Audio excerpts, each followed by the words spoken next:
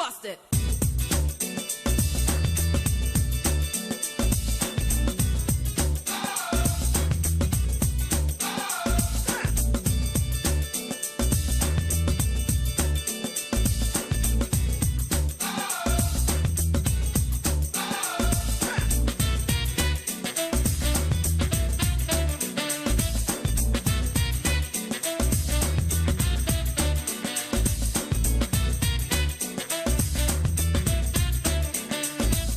Hello and thanks for staying with us. Welcome to Political Platform. My name is Amechi Anop with a beautiful Wednesday morning in Abuja. The Nigerian government has moved to ban the production and importation of cough syrups with codeine. You know, codeine is addictive.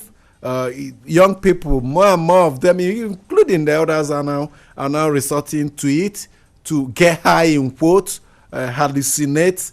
Is pervading through our society. Mustafa Mohammed has been shouting on top of his mountains. He had made endless calls into political platform from different parts of northern Nigeria, where he has seen and noticed high use of this drug, very dangerous. It can send, in fact, not it can, it's sending many of our youth to psychiatric homes. Some of them are dying in the process, and the fabrics of our society are being eroded on daily basis. We have been shouting on top of our voices here on Political Platform. It appears nobody is listening until an international television station did a documentary that exposed the ills of our society, and the government, as usual, playing to the gallery, apparently reacted as if the problem just erupted today. Immediately, the international station did a documentary on it. Everybody's running helter-skelter. The minister of NAFDAC, all of them pretending to be busy, that a lot is being done to deal with this situation, when we know truly that it's been with us for a long time. It is usual with governments in Nigeria playing to the gallery, being reactive and not responsive. But we continue to shout on top of our voices there, continue to draw the attention of those in government, even when they seem not to be responding to it. But the good news is that the ban has come. It has come. And will it solve the problem? That's a big question. You're talking of the supply. Is it the only addictive drugs available in Nigeria? We heard that they even sniff pit latrines. It does the same effect on our youth. Rubber Evo stick, they use it, so many of them. What about the demand for it?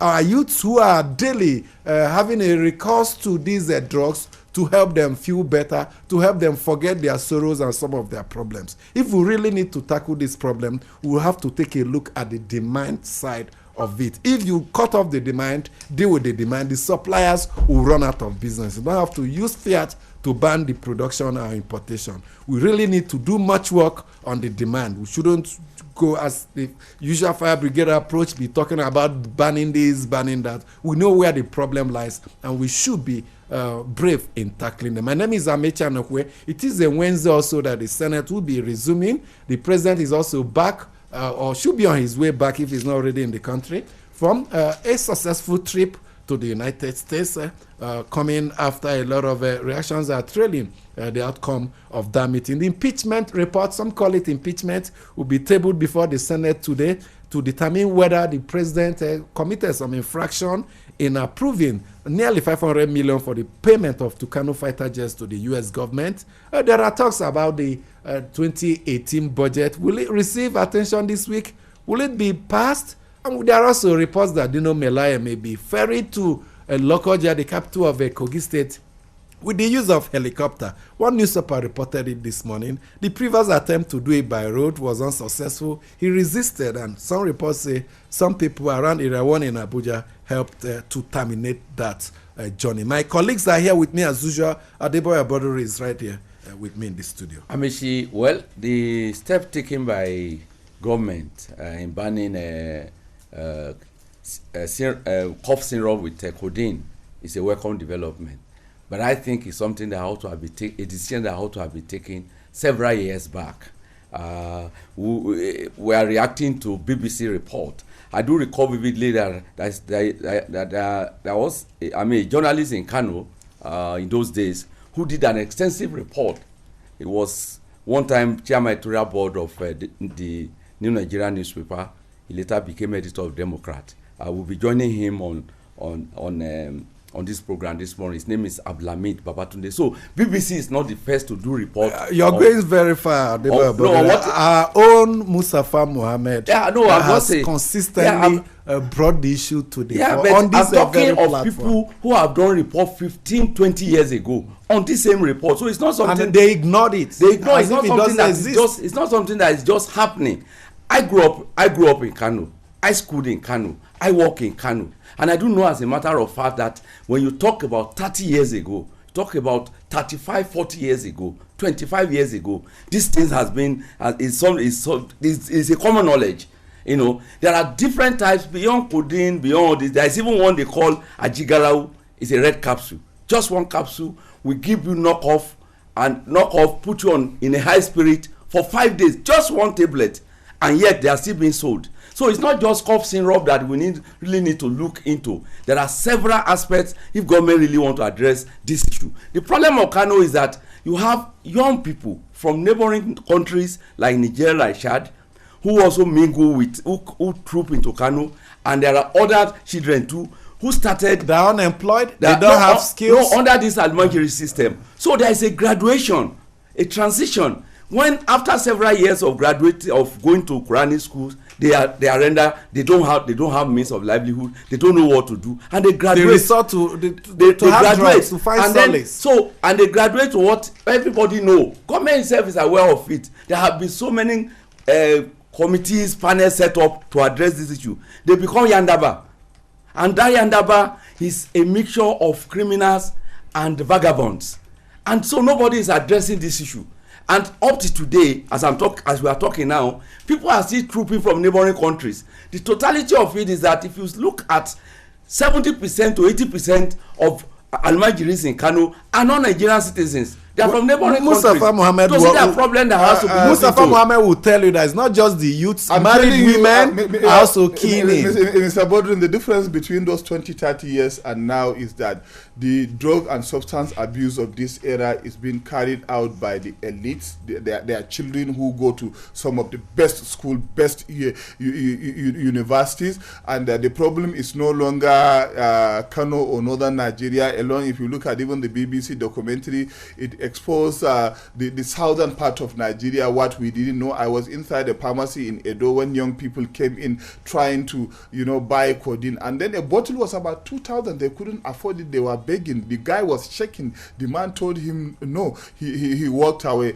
And of course, the fundamental thing, I'm actually very happy about what the government has done. This is what they would have done long ago. And I can tell you some of the heroes of this campaign include the young NGO anti-drug activist Mairo Mandira from Borno State. You also have Mr. Kunle Obayan, the former DG of National Directorate of Employment, who put up a conference on anti-drug whatever in Abuja some 2.5 years ago, where we learned a lot of things. And of course, Mr. Balla, the director of NYSC in Abuja, who discovered that in NYSC camp they sell all manner of substances and drugs in the name of selling beer or alcohol. The truth of the matter is, it's not just a government action. Every parent must get involved. They smoke shisha. The shisha powder, they mix it with cocaine, heroin, and other things. Where does all these things take us? We seem to lay undue emphasis, or not undue, because it's really pervasive on codeine in northern Nigeria. You are quite right. Drug Tramadol, metamorphine, Indian hemp, and is a vice that is noticeable across the country. Go to the south, go to the west, you see people on marijuana, yes, on cocaine is even for those that can afford it. Graduate, PhD holders. So many of them, even in Abuja, go to some streets, you see they are freely being traded on. You say to Banex, along in Nasarawa, Kefi, Lafia, Gidan Soja, along Abuja, Kefi Road. In Kaduna, Katuru Road, they sell cocaine, codeine in the open. Go to Meduguri, and even those in government, it was the emir of Kano, Sanusi II that recently said there are so many high-ranking officials in high places that are on drugs, that resort to drugs to keep them happy, and he suggested that we do some tests on them. Just yesterday, he also suggested that before any new chief is appointed in Kano, the person must also be subjected to drug tests. And it's simple. You can test someone in to the know blood. whether you go to Bochi is the GRA. But thank God we are going to speak with a psychiatric nurse who has worked with these addicts for over 35 years. He just retired. Yes, we shall be sharing some of his experiences.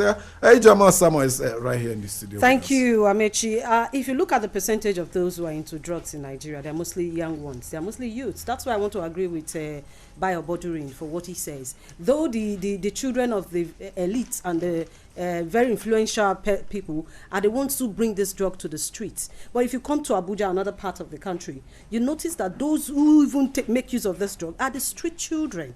When we talk about fighting corruption, I keep saying when we have economic imbalance, when we have a society where poverty is higher than even an average living Nigeria, how do you fight corruption? How do you stop a man from looking for a means to survive when there is no good job, when the environment is not conducive enough? So I think this government and even any other government that will come after this, before you involve yourself into fighting corruption, there are so many things around corruption that you need to solve. Put the economy, make the economy be stable, then you can fight it. You don't fight corruption and let a man go into hunger and the man resort to using drug. Well, we used to pride ourselves with the fact that among countries of the world where drugs are being consumed, Nigerians are the highest, one of the highest number of carriers. The fact is that Nigerians have been peddling drugs, giving it to those that are in need of it. We were happy that we were not consuming these drugs, but the trend is gradually and fast changing. We have started to consume these drugs, and that's the dangerous element. I remember when the government had to quickly set up the Drug Law Enforcement Agency because more and more Nigerians were taken to drug peddling. Maybe we'll have to retool the objectives of NDLEA to also have something to do with preventing Nigerians having the need for drugs. Uju Eje completes our number. Amici, you have to understand that this might be part of the reaction of the youth to unemployment and to gameful engagement, if I may put it that way. Because a situation where you have youths, large numbers of them doing nothing, if you talk about even getting admission into higher institution, is a lot of struggle. You see a situation where millions would apply and only a few thousands would be taken. And it's gotten to a stage when they graduate, there's nothing to keep them busy. I know some of them who have graduated for 5, 6, 7 years and they still don't have anything doing. Some of them don't have people who can give them money, to engage them in or even counsel them in simple trade or whatever. So they resort to self-help. The truth is that a lot of Nigerian youths are disillusioned, but they have chosen the wrong way to vent their anger or resentment or whatever, because what they have chosen to do is self-destruct. Self-destruct is never an answer to whatever problems or challenges you're facing in life. Believe me, even if you go into a real investigation, you find that some of the so-called high-flying executives that you have in banks, in blue-chip companies, are into what we are talking about. It's a wrong way to want to let off steam. It's a wrong way to want to help yourself. Okay. Self-destruct is wrong, and that is one thing that the youths have to know. Well, like you rightly pointed, not just the youths, it's everywhere. Some call it monkey tail. Sometimes they immerse it in some local drinks. It is pervasive, and we really need to Chinese capsule. Yes, call a national emergency for us to tackle this problem. Let's hear from you. We hear from those that have been doing a lot of research on this issue of drug abuse. Please don't get away. Welcome to the mail segment. I am Ifeinwa Nwobi. We'll begin with this particular mail coming from Amechi Obochi in Kubwa, Abuja. And he writes on the president's visit to the U.S. It says, President Buhari's much advertised and politicized visit to US has come and gone with little to show for it. Overall, the countenance of our president's outing in the US was presidential, cheering, and commendable. Noticeably, however, is the fact that while the US has weapons and agricultural deals for Nigeria, the giant of Africa and largest economy in Africa, offered nothing other than accolades of gratitude while seeking for more help. Why then did Buhari travel to the US if it was only to glorify Donald Trump and sign whatever Trump has drafted that would only favor America? Anyway, Donald Trump is a businessman, and it has shown as he stood for America, America, and America throughout, as seen during Buhari's visit and the subsequent press conference. Anyway, this apart, let us look inwards than always depend on the Western nations to do things for us. And lastly for today, this is coming from Adama Abdul from Yola in Adamawa State. And he says, please may I beg to express my personal feelings towards media reportage as it relates to killings in Nigeria. I want to ask why it is reported in all media houses and social media that 27 killed, 56 injured in Mubi twin blast as against 27 Muslims that were killed inside the mosque while observing prayers. I guess if this had happened in the church, the report in all media houses could have been different. I am not asking this question because I am Muslim, but to appeal to the media to have a fair reportage in the killings in Nigeria. Being a Muslim, I attended Catholic secondary school for 6 years, where without a Bible, you wouldn't be admitted to the school. Because I know what I wanted, I did what was expected of all students that did not affect my faith as a Muslim. Terrorism has no religion, culture, tribe, or color. Let us have a fair reportage of events in Nigeria. God bless Nigeria. And that's all for today on the mail segment. Do keep it coming to Political Platform at yahoo.com.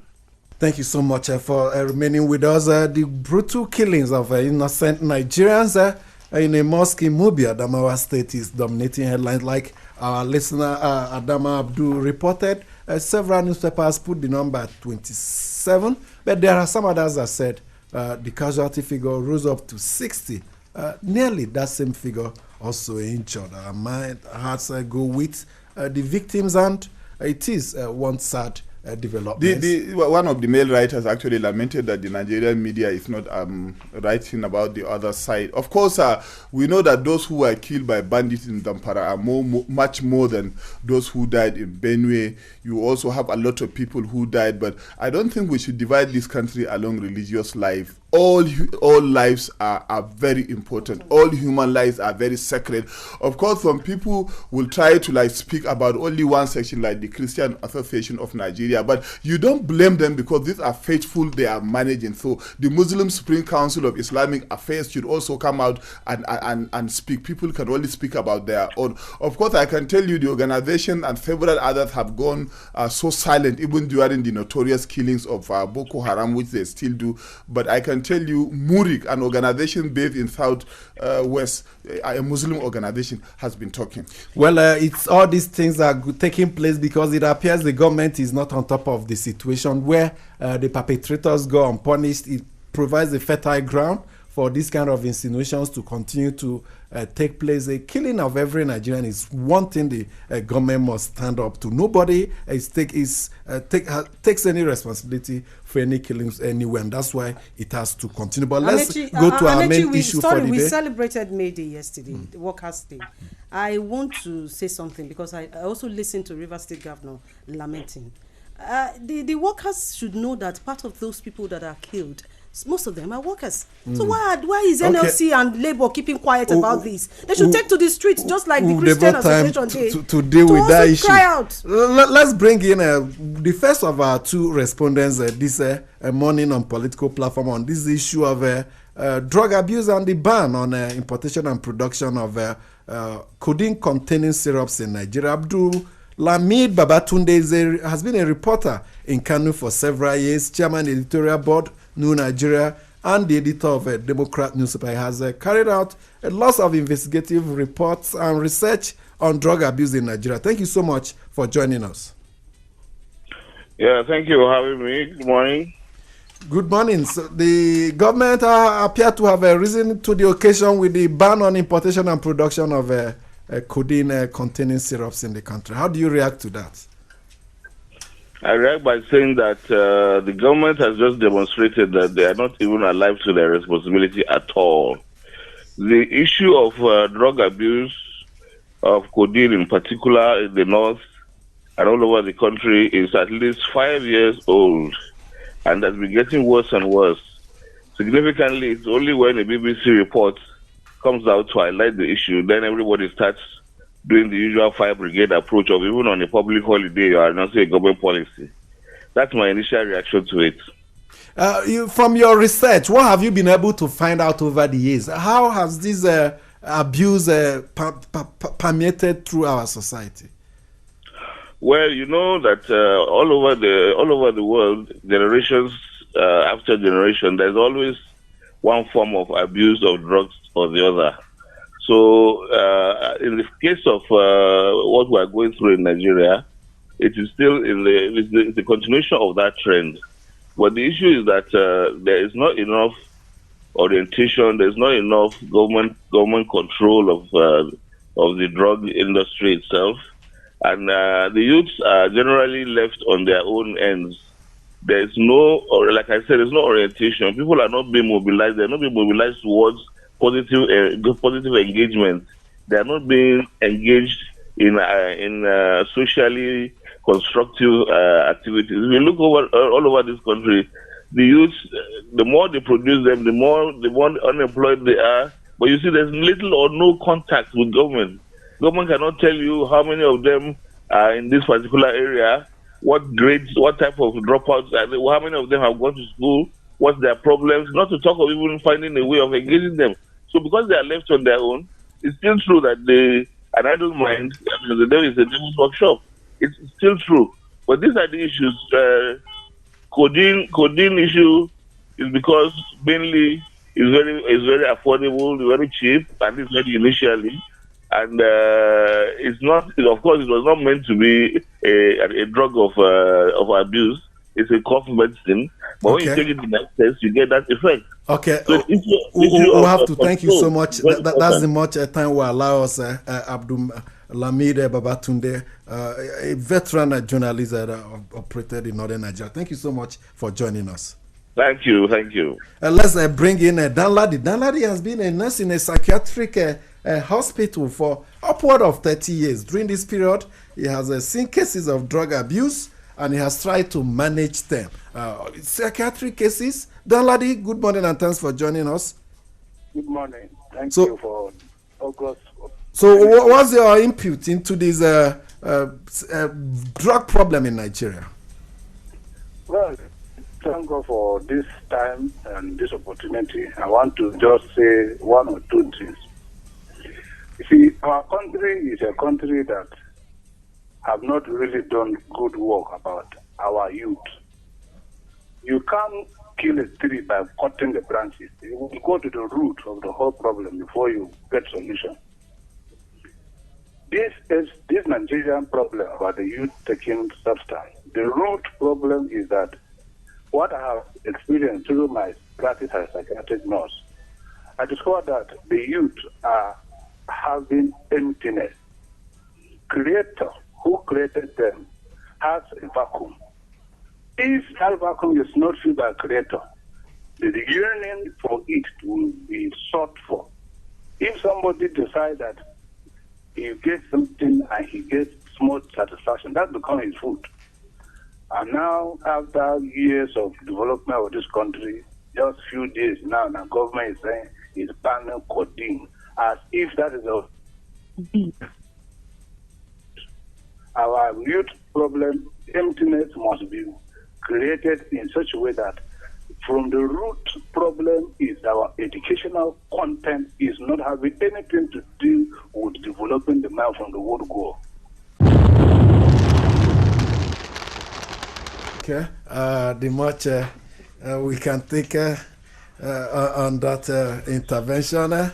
Danladi has been a psychiatric nurse for 30 years, and I like what he's talking about, going to the roots This is a conversation that must go on. We must save our society. We must save our youth. We must save our elite, and we must bequeath a better society. Amechi, do you know where the youths are? Go to all these betting shops in the morning as early as 7:38. You see them with their children looking at more and more of them are coming into the country. Exactly. And the Nigerian youth say that they are not learning skills. We are not offering them jobs. We need to do more so to help them. The much we can take on today's edition of our program. When we come back, more on this and fallouts from the stories we told you about National Assembly, Dino Melaye, the president back in the country. Have a good day. Busted.